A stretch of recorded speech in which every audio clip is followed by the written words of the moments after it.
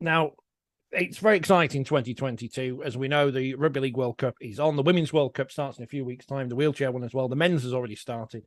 And in the middle of all this, we've got the Hall of Fame ceremony in which, for the first time, 3 women are going to be inducted. And thankfully, they're all here with us this evening, which is amazing. Lisa, Brenda, Sally, thank you very much for taking up your time. I'm going to start with Brenda because she's in my top left-hand corner. And it's the worst question in the world to ask. I mean, why and how did you get involved in rugby league in the first place? Well, I used to play handball, and then I got the news of a taster session by an ex-rugby union guy. He wanted to set up a local team, and he put a taster session on one night. And because I'd always had a little bit of involvement in rugby league I've got 3 brothers that played at a semi-professional level, so I was always interested in rugby league and liked to go and watch them. So I went down to this taster session knowing full well that I would enjoy it. So I did go down and enjoy it, and then I converted from playing handball to playing rugby league and never looked back. What's your story then, Sally? Yeah, I was like to say, I come from Cumbria. One of the things is quite a rugby league orientated town village. Quite similar. My brother played for the local team, so I used to go watch him. And they'd set up a local team, and they said, "Why don't you come down, give it a go?" I didn't go for quite a few times and kept getting pestered. And then one of them came to my house and literally dragged me down there, and it pretty much went from there. That's when I started playing. Well, you did get glad you did get dragged out then. Yeah, like I say, it was a lot of good times. Yeah, so I'm thankful for that person for taking me there. Yeah. Did you need any dragging, Lisa, or were you full guns blazing into this whole rugby league nonsense? My first passion was football. I was really into my football from a young age, and I played over at Man United Ladies before, obviously, it was like it is today. But I had a knee injury when I was younger, and also because there was not many clubs around when I was younger, there was a lot of travelling. So once I started working and stuff, it became quite difficult to be travelling to Manchester like 3 times a week. And then, like Brenda, there was something in the Courier regarding a rugby league taster session for women. And I thought, I'd probably quite enjoy that because I did any sport. I played hockey, played netball. So I went down, and from there I was hooked and played rugby league ever since. I mean, when I was at school in the 90s, I think, I played for the school team, but I was terrible. I think I just made up the numbers. But I think we only had in the year group, and that would have been about 300, one girl who everyone knew played rugby league. What was it like when you were starting, Lisa? How many girls were interested in playing the game? When I started, I was an adult. When I was at school, there wasn't any. In fact, nobody played rugby league girl-wise when I was at school. Couple played football. I played football with lads. But when I started, we probably had maybe 2 girls that came training with us, and that's because their dads were part of the male team. So they would come training, and we'd maybe give them a game. They're probably about 14-year-old at the time. And then we had quite a couple of 14-year-olds that we used to give a game and maybe put on the wing. But there wasn't anything in schools. There wasn't any girls playing with lads teams in the local area I lived in. So there was nowhere for any young girls to go play, really. They had to play open age or nothing. And it is amazing how things have changed, Brenda, in the time, between you first becoming a rugby league ball and where we sit today, where the World Cup opener is set to have potentially 10,000 people there. Yeah, definitely. Massive step forward. A lot of hard work's gone into the game, promoting the game with the media coverage, the Super League teams taking on women's teams, and they promoted it really, really well, and that's why it's at its level that it's at today. What was it like when you were first starting? And was it a struggle to find opponents or find teams, or how did it all work back in the day? Everything was a struggle. We find a pitch, a club that would take us on board. We didn't have any supporters. We had to scrimp and scrape for kits. We had to borrow kits that were twice the size, for the players. It was a real struggle, real struggle.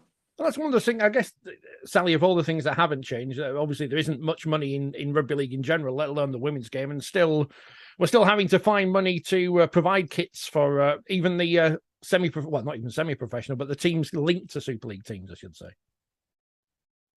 Yeah, one of the things, like I say, but when obviously we played, one of the things, we had no finance towards one of the things. I mean, especially with me coming from Cumbria, I was having to travel a good 2.5, 3 hours to get to training and then the train, but it was all self-funded, one of the things. But we did a lot of it because for the love of the sport, basically, one of the things. But like you say, one of the things, it was a struggle with massive amounts of sponsorship and stuff like that. One of the things, we'd do anything, like I say, we'd beg and steal and borrow but to get kits and things. So how do you go from your first steps into rugby league, Sally, to representing the country? How did that journey go? Like I say, I think I started playing when I was about 18, 19. I was a bit like Lisa on there. We weren't allowed to play it in school. Like I say, we were only allowed to play hockey in that school. Rugby wasn't one of them sports. And then, like I say, when they set up, we got into that. And then maybe I've been playing 12 months, 2 years, something like that. And I did a trials day in Lee, and we all went down a lot with other people as well, and we did a whole day session of trials, and that's where they had a lot of people watching, and they picked the squad from there, and then it went from there, really. I mean, here's the really stupid question: the feeling when you first wear the nation's jersey, Lisa. What did that mean to you? I mean, it was so proud, so proud. I mean, when we toured, we played obviously some warm-up games before we went against the sort of like the best of the rest. But once you got to Australia and you were stood there in that shirt with that national anthem, just give you goosebumps, really. And it was a really, really proud moment. Yeah, it's the one thing. Obviously, I was at the World Cup game in Newcastle at the weekend, and you see the teams lining up, and it's difficult to really understand what it's like to represent your country if you haven't done it, and you all have. It must make you proud. And how did your family feel about doing that? Oh, really, really proud. I mean, my sisters, when we had the World Cup in England, it was difficult for family to support and come and watch when you were in Australia and New Zealand. But then when we played in England, and we were at Cass and we were at Dewsbury and at Orrell, family were there in the stands. Obviously, you've got this family that followed you around Yorkshire and Lancashire in all weathers, because obviously we played Winter League. It was none of this summer rugby when we played. And they would be stood on touchline with the flasks of soup and everything else that families used to bring, and for all the players, not just you. So it was a really proud moment, a really, really proud moment for them all. So you'd have preferred to play in the summer, then? In hindsight, yes. I don't want you to come across as one of these bitter old people who say, "Oh, it's almost better in my day." But you said, you'd rather play in the summer. There's the kind of honesty we like. I mean, there's nothing better than being hit sideways by hailstone at Hull. And this is another one of those stupid questions. What kind of facilities did you have to put up with in the day? Not that everything's great these days, Brenda. Yeah, facilities were very, very poor. I mean, we had so many bases when we first started. We had I remember we were based down at Castleford Rugby Union Ground. We shared it with the team down there. They allowed us to use it for a season, and after the game we had to not shower. We had to get in the bath, so we bathed, but the referee had to get into the bath before in and out before we could get in and out. So that was the standard of the facilities back then, and they were very, very poor, very poor. It's almost like I want to say that with the bandwagon has started, as I mentioned. I jumped on the bandwagon a few years ago, but you're the people who built the bandwagon.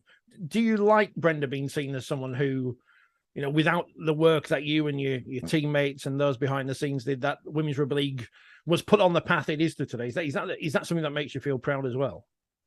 Oh, very proud. I mean, we back then we did and went through the process of, you know, sort of roughing it, having to play the game that we all loved, and that's. I mean, Sally mentioned earlier that the only reason that we played the game or kept us in the game was for the passion of the game, and I hope that the girls that are playing now and playing in the World Cup appreciate, you know, what we had to go through for them to get to the level and get to play in the World Cup like they're going to be in a couple of weeks' time. And I do hope they appreciate everything that we did for them. What's the weather like in Cumbria? Sally, did you have much hail to deal with there? Is that just a whole problem? I know all the teams when they used to come up and the things, they absolutely hated coming to Cumbria. It just seems to have its own weather with the things. I always remember a team coming down from Hull, and it was absolutely lashing it down with rain and that, and they actually played with bin bags underneath the rugby kit. So it was that cold with the things, but it was. It was fun. It was a laugh when the things, but things we did back then. I mean, what parts of the modern game? I say more modern. Is it not as if you played in the 1800s or anything? But what parts of today's game would you like to have seen back when you were playing? You know, in terms of we got the women's Super League now. What would you like back when you were playing on the pitch? Probably, like I say, to have a little bit more support from the bodies and that with the things. Like I say, it wasn't that recognised when the things. We always got like the second best on things whenever we were trying to set up in areas and the bids. You know, it always had that little bit of mindset where, you know, women sort of shouldn't play rugby with the things. But like you say, it's but I would like to. I thought that we'd have had more support from the bodies and that lot, and like you say, be affiliated like they are now with the Super League. I mean, Lisa, it's something that was an issue then, obviously, and it's still an issue now. People will say women shouldn't play rugby league, and no matter what you say, they're going to stick to that regardless, aren't they? I think you are going to have those. I think it's get not as bad as it used to be. And especially women's sport in general, to be fair, now is obviously more recognised and accepted by all sexes. But you will always have that minority that will be saying that women should not play rugby. You will have fathers who don't want their daughters to play. But I definitely think it's come on a long way since the times when I played. I mean, we're hoping now that the young girls coming through, even the boys will see, you know, players for St Helens and Leeds and York and whoever in the Women's Super League and idolise them. And you see girls now with players' names on the back of their shirts in the Women's Super League. Who were the players who you looked up to when you were starting out? Who did you want to emulate?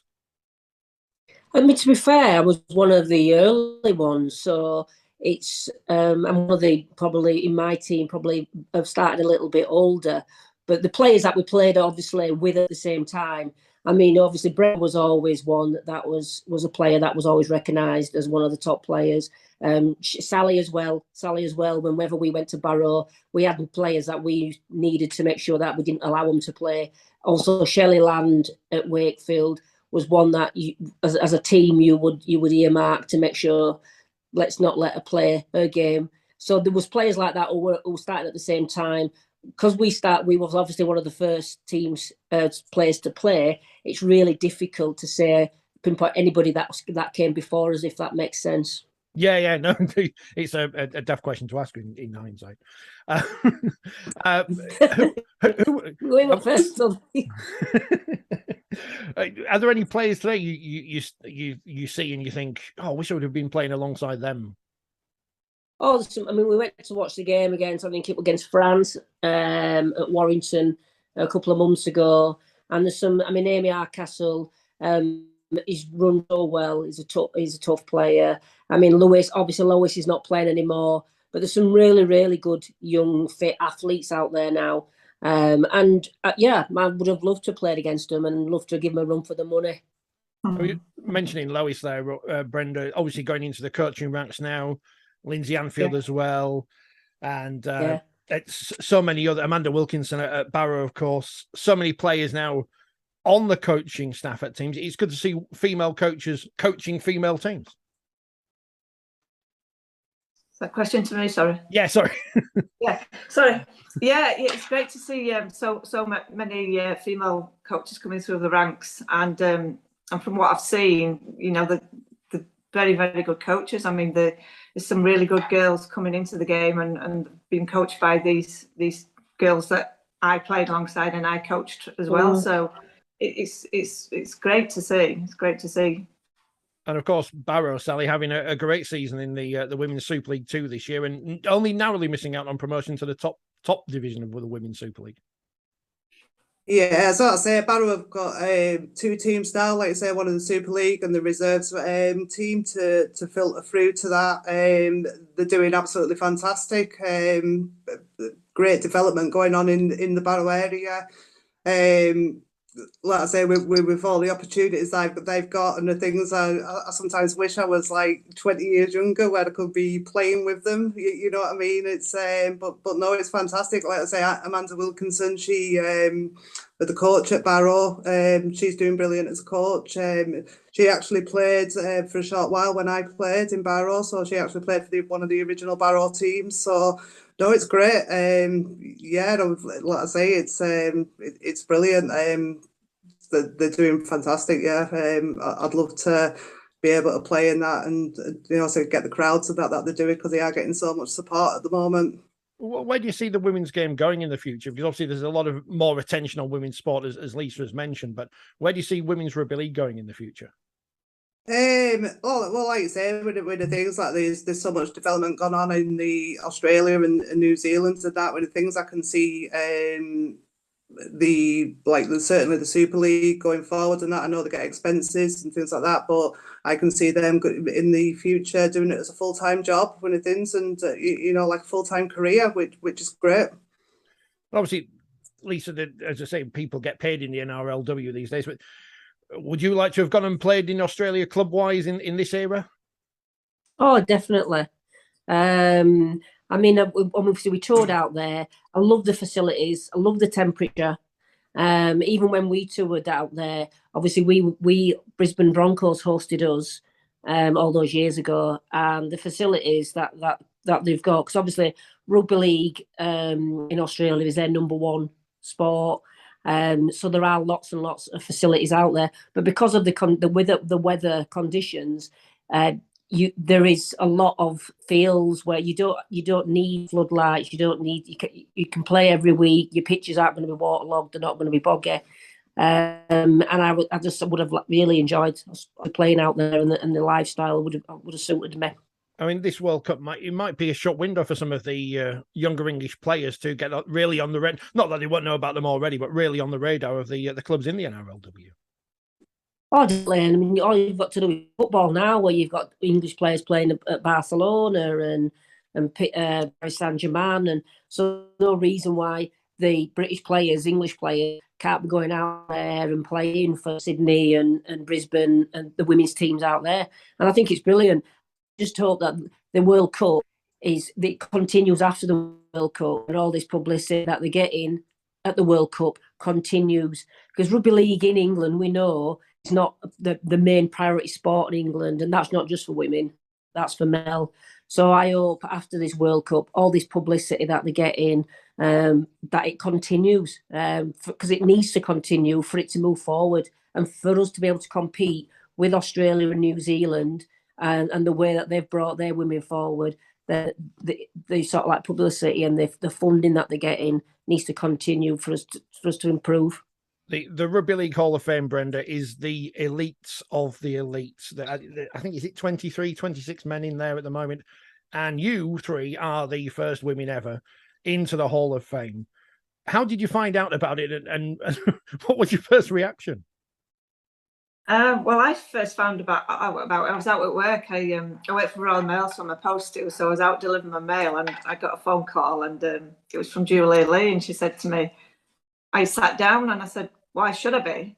I said, I'm at work. Should I be sat down? She went, well, yes. She said, I just want to give you the news that you're going to be inducted into the Hall of Fame. I was absolutely gobsmacked. I couldn't believe what she was saying to me, but obviously it was fantastic news. And yeah, it's quite surreal. I'm finding it hard for it to sink in that we're going to be the three of us are going to be actually alongside so many famous names in the Hall of Fame. It's just absolutely unbelievable. And this, of course, is only the beginning, Sally. Again, how did you find out about it, and what were your first reactions to the news? Quite similar to Brenda, really. One of the things, I was actually at work at the time, and I'd missed a call and got an answer phone message, and that was off Julia Lee, and it was to give her a ring back. So I rang her back when I had a break, and she was like, pretty similar with the things. I just want to let you know that you've made it into the Hall of Fame, and I'm like, what? With the things, I was totally gobsmacked by it. With the things, I didn't expect it. It's brilliant, fantastic with the things, but it's. But yeah, I'm over the moon with it. It's good, and like Brenda says there, with the things, it's sitting alongside the Men's Hall of Fame, and us three will be in there, and that lets any future Super League England player and that aspire to, and they can come and sit alongside, it's great. So fantastic. So I'm guessing, Lisa, you missed a call as well, and you had to ring someone back. Or is your story different? Slightly. I was driving when Julia rang me, and like me always, I'm nosy what who else has got in. But it was a shock, because we played. Obviously, I haven't played rugby for probably 20 years, maybe not that long. So you don't think for 1 minute that you're going to get a phone call after so many years to say that you've been recognised for the rugby that you played 15, 20 years ago. So I was a little bit shocked. Like Brenda said, it were a bit surreal. But then gradually, obviously, as we're getting people contacting us, and then there's press releases, it starts to sink in, and it's like, wow, this is brilliant. And we're going to be. It's quite daunting, really, because we are going to be up there with your Ellery Hanleys and all those sorts of players like that in Hall of Fame, and we're going to be the first. So even when we're not here, we're still going to be up there in the Hall of Fame, which is amazing, really. It's amazing, and this is something that we never expected anything like this. We played as rugby because we really enjoyed it and we loved it. And the recognition that we're getting now is brilliant. Yeah, unless you've got a massive ego, Brenda, which I'm assuming you don't have. You don't go into anything, whether it's singing or acting or playing rugby league, expecting to one day be elevated to the very highest level of achievement. No, absolutely not. I mean, it's like Lisa's just said, I just played it because I absolutely loved, and I was so passionate about the game. That was enough for me, just going out there and being able to play. So to get this recognition is just, it's amazing. Abigail, our friend, who is a 9-year-old, I think she's 9. She plays for Limehouse Lions near Rochdale, big Rochdale fan. What would be your advice to her and girls of her age who are thinking about playing rugby league, from your own experience, Brenda, and from what you've seen going on in the current day? Yeah, I mean, I don't know if the young girl is connected to a club at the moment, and if she's not, then find a local club, because she'll be able to probably play a mixed rugby at this time, even if there's not a junior girls about. She'll be able to play mixed rugby up to probably, I think, the age of 11 or 12. So she'll get a lot of experience through that. And just, if she's passionate enough about just about the game, just follow her dreams. And there's the whole world ahead of her, and they're proving now that the pathway to play for your country is there, to follow, if that's what she's passionate about, and if that's a dream, just follow her dreams. What would your advice be, Sally? Yeah, it's quite similar to Brad, really, with the things, follow our dreams with the things, like I say. If we hadn't stuck at it and done our best on the bits, we wouldn't have achieved what we have today. But work hard, play hard, enjoy it, and try your best, and that's all you can do. I guess that's the advice for everyone, Lisa, isn't it? If you want to play rugby league, go and enjoy yourself, because that's what it's all about. Yeah, and it is, it's not about winning trophies. It's not even about getting in Hall of Fame. At the end of the day, rugby league for me when we played was having that friendship, that sort of like having a togetherness, everybody having the same goal. But not only that, the fitness levels, enjoying getting yourself fit, keeping healthy, but not only physically healthy, but obviously, especially in this day and age, keeping mentally healthy. And to have a theme where a group of girls are getting together, experience playing sport together, you can't ask for anything better. You can't ask for anything better. And if from that you get to play for England or you get to go play in the NRL, then that's brilliant. But the most important thing is just enjoy your time, enjoy whatever level you play at, enjoy it and make some fantastic memories and some fantastic friends. It's obviously the world has changed completely since you all stopped playing, and women's rugby league is a much bigger, higher profile these days. How much would you have swapped your experiences back then, Brenda, for having a go in this era? I would love to be able to play in this era. I mean, the competition is much bigger. The expectations are higher. You know, the support is there. The media is there. And I played in a couple of World Cups, but to be able to play in this one, in this day and age, in your own country, with the support that you get, you know, I do believe all the players are getting paid to play, which is a massive step forward. I would absolutely love to play in this day and age.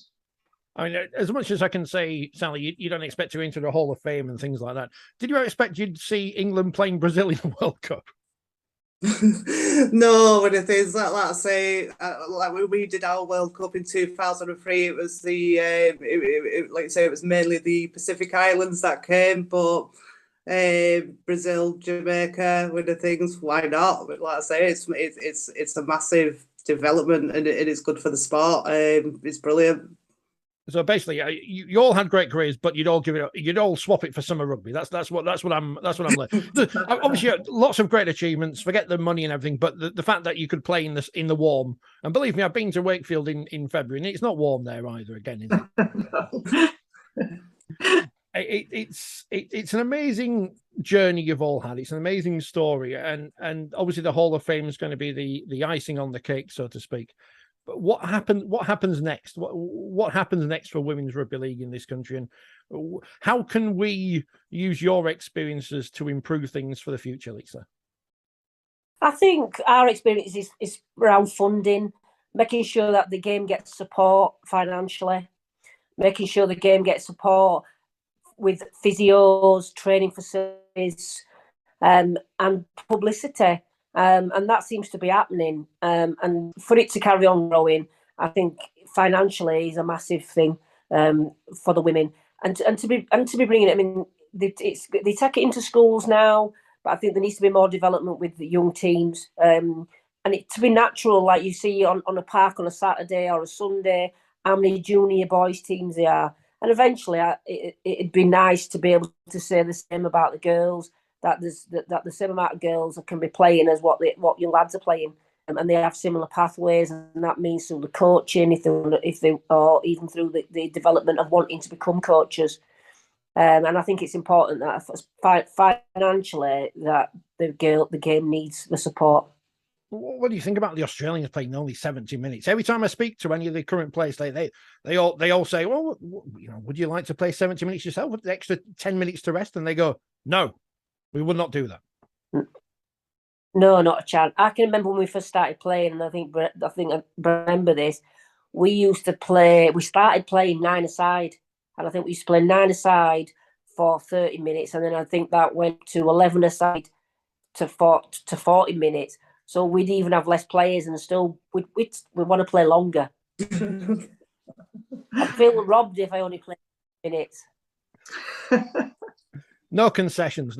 I mean, we're all hoping that this extra 10 minutes of play we've had all season in Women's Super League helps us against the Australians, because we'll need all the help. Ladies, thank you very much for your time. Congratulations on being the first ever Women's Hall of Famers. I hope you have a great night at the Hall of Fame dinner. I hope you enjoy the World Cup, and hopefully we can tell. You can tell your stories going forward, and future generations of players are inspired by your careers and where you've ended up. But again, thank you very much for your time this evening.